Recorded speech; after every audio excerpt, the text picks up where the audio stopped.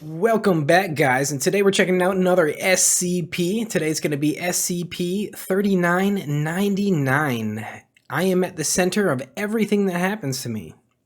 And that's true, I guess. The latest thing to happen to me is I got sick with a little something that rhymes with Sharona. And so I'm still kind of recovering from that, so bear with me if I sound a little different or if I got a little cough here or there. Still kind of recovering from that. It was kind of gnarly. So let's go ahead and just jump right into it and find out to what this is, because based on the name, I have no idea. SCP-3999. I am at the center of everything that happens to me. It's sometimes said that perception is reality, and for our typical existence, that might often be the case. The SCP universe has a tendency to change our rules, however, and reality is a much more fluid concept there. Seems so. SCP-3999 is a complicated piece about both perception and reality, and what might happen when an entity can control both. This SCP is not like most others, and something will quite likely get lost in summarization. But let's begin. SCP-3999 is not written like a normal SCP report, and glancing through it will show partial sentences, ramblings, strike-throughs, and few clear answers. Before we go through the bulk of the report, it's probably best if I spoil the ending first, to give context to everything else. SCP-3999 is an entity capable of bending and changing reality to a high degree. This entity was somehow contained by the Foundation and placed in an airtight cell at the bottom of a kilometer-long shaft, lined with acid-resistant plates and Scranton reality anchors. Okay. A researcher, James Tallerin, was assigned to SCP-3999 and disappeared almost immediately afterwards. His body was later discovered at the bottom of the containment cell, although no one had any knowledge of 3999's existence, and none of the Foundation databases showed any record of it. The bulk of the SCP-3999 document was found as a text file on Tallerin's phone. So, That's a little different. Okay. I guess he somehow got down to the bottom of the pit and into the containment area of 3999 and was taking notes on his phone. Okay. 3999 is a highly powerful reality bender, but where is it? Why did Tallerin die? And why does no one remember it? The answers are in the document, but not exactly cleanly spelled out. The report is basically evidence of a battle between the entity and Tallerin, as this reality bender decided to take a special interest in this specific researcher. Let me read some text at the start to give you an idea. SCP-3999 cannot be contained at the present moment, and currently poses a ZK-class end-of-reality scenario. The most advisable course of action is for researcher Tallerin, believed to be the focal point of SCP-3999, to remove himself from contact with all Foundation sites and personnel to avoid further collateral damage to Foundation property. It is theorized that if researcher Tallerin is contained in an extremely secluded area, then the destructive capabilities of SCP-3999 will temporarily cease. Cease is crossed out, however, followed by stop, be contained, and preserve some remnants. It goes on to say that Tallerin should be removed from all human contact, followed by suggesting Tallerin to commit suicide, but that's also crossed out. Then it says Tallerin cannot leave the Foundation, which is also crossed out, and replaced with saying Tallerin should remove himself from contact with all animal life. Like I said, this is not typical of an SCP document, and it's easy to be left confused. These statements are the beginning of the process by which the entity is torturing Tallerin. The entity is capable of bending reality to suit its whims, and it's conceivably powerful enough to accomplish anything it wishes, but it has set its sights entirely on Tallerin. Unlucky for him. I mean, I can't really tell what this thing is. All we know is that it's a reality bender that can bend the universe to his whim, and for some reason has a bone to pick with one individual guy. It proceeds to force Talaran to suffer, die, and watch others die, over and over for its own amusement. It describes sending trained Foundation agents to execute Talaran's mother and father, along with his sister. It discusses how Talaran was forced to watch as his sister was nailed to a wall and lit on fire. Damn! All of his colleagues that have had contact with Talaran are summarily executed or poisoned, including the O5 Council. The report then goes into containing 3999 in another SCP-2432, an anomalous hotel room. This results in the creation of a dimensional anomaly that leads to an infinite hotel. A number of strange organisms exist in this alternate dimension, such as armor-plated wolves, large cephalopods called behemoths, and crabs using gutted PlayStation 2s as shells. Exploration That is oddly specific. teams also found an entity superficially resembling a human, called Researcher Talaran, but they executed it after it asked about SCP-3999. 3999 is removed from 2432, causing the alternate dimension to disappear, and the report continues. It continually alternates between keeping Talaran with 3999 and keeping him away from it, and occasionally having him terminated. Talaran has an interview with the Foundation doctor, but claims that he feels like he's in a dream. He says that reality is starting to feel less real. When he asks the doctor his name, the doctor apparently just makes a noise with his mouth, and Talaran becomes increasingly confused, wondering how a word could be redacted in a normal conversation.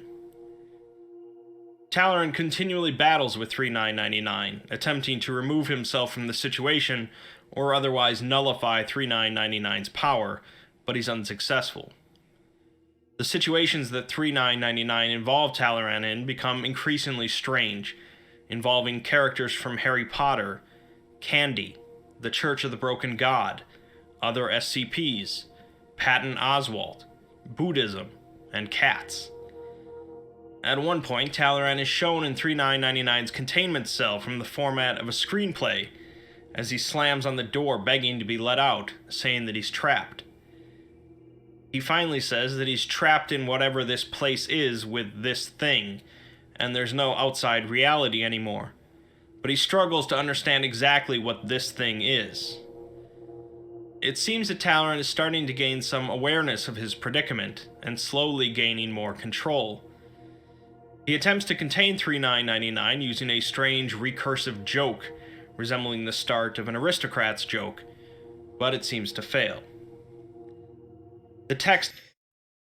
This is a weird one because there is like a stark lack of information as to what 3999 actually is,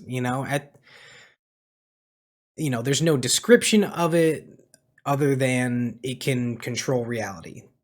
That's it. So, and they don't go into any kind of detail onto how it was supposedly captured the first time and put into the bottom of this pit, and no explanation of its relationship to this particular researcher that it has apparently animosity for or loves to just toy with. So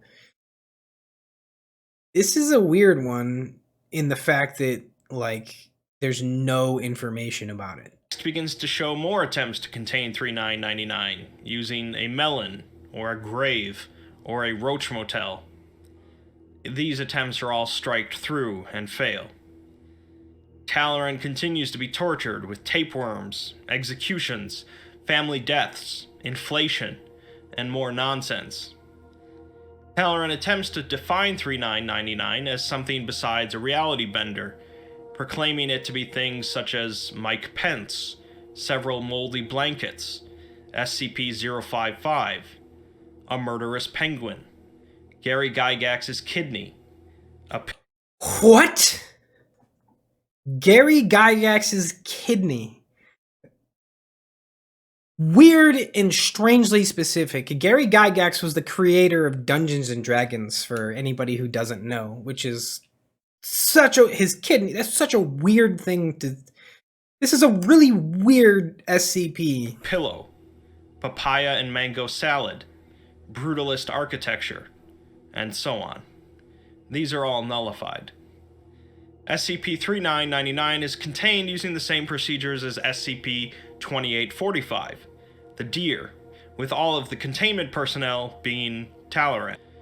The report descends even further into nonsense, repeating the word only a great number of times. Then we finally get an interview log between Talaran and SCP-3999, and Talaran claims that he's finally in charge. We don't get to see 3999's dialogue due to data corruption, but this is the most control we've seen from Talaran so far.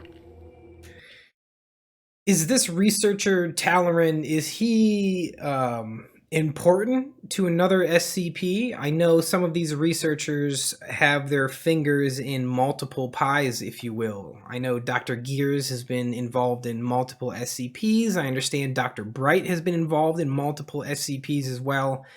Is this another one of those doctors that has worked on multiple SCPs, and maybe there's some kind of connection to some of his other work as to why this 3999 is so antagonistic against him, maybe?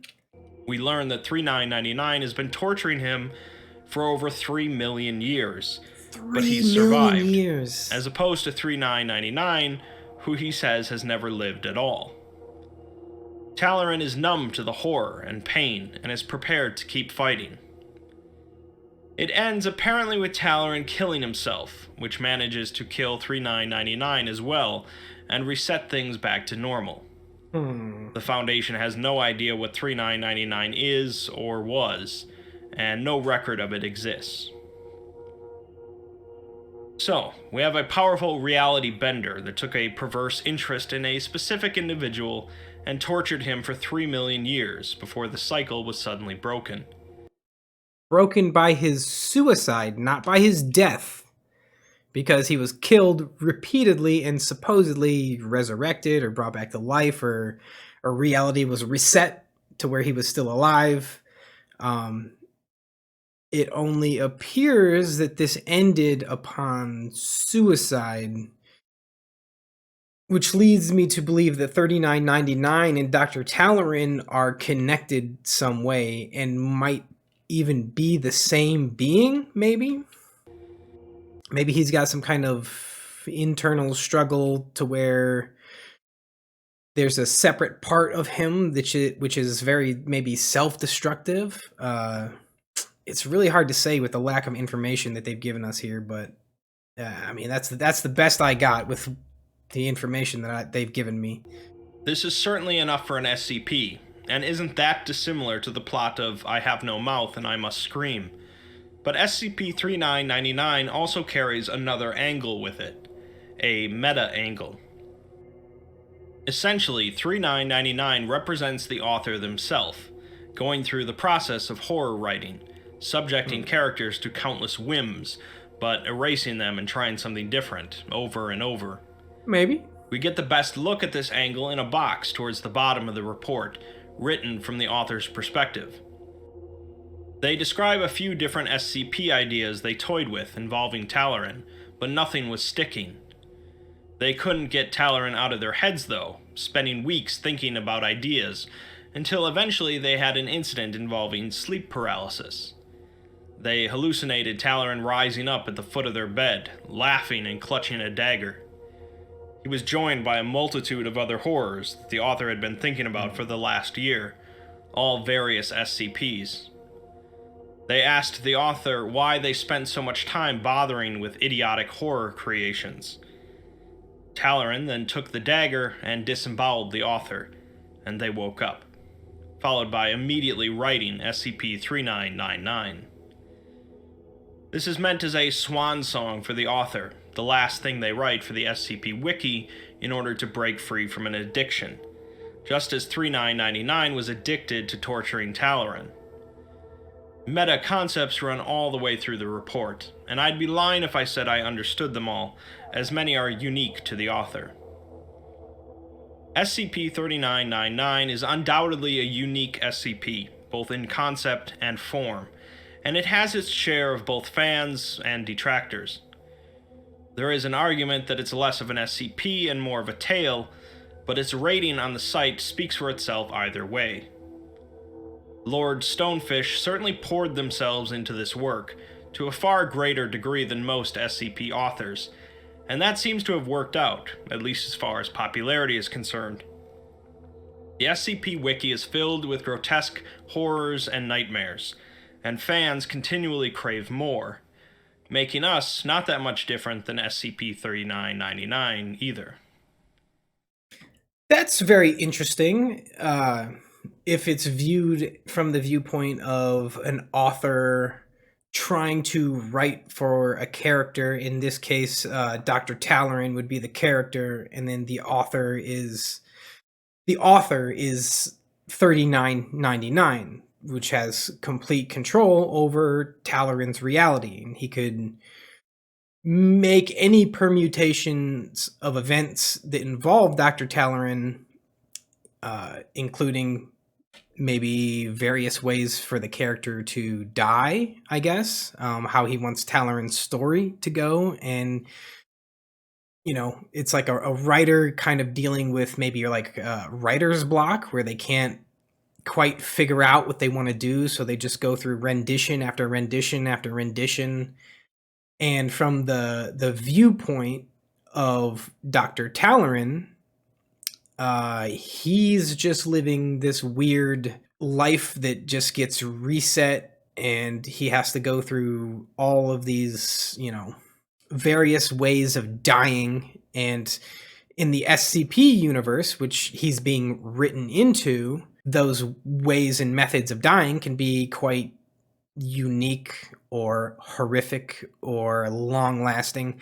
So, okay, if they're going to come at it from that perspective, it makes it more, I guess, mentally tangible. I don't know if that's the right series of words to put together, but makes it a little bit easier to grasp, and definitely fits with the layers of reality like we saw in another SCP. So, okay, very, very interesting. Let's see if they've got anything else here at the end. So who are you exactly? Ask yourself that.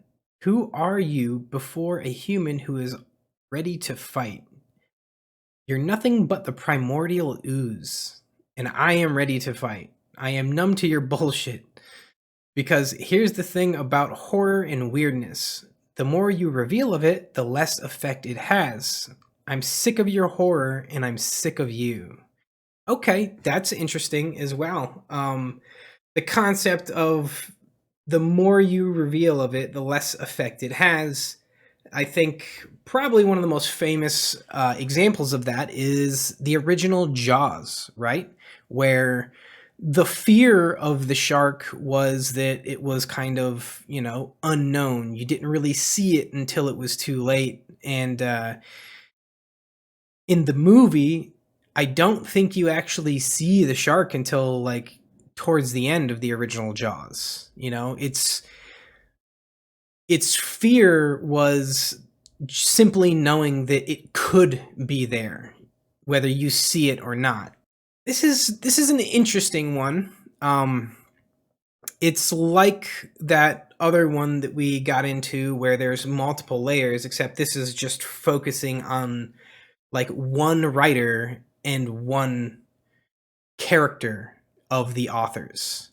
It almost feels like a smaller version of the previous SCP we did, but anyways, yeah, I liked it. I find it kind of unique in the realm of SCP writing.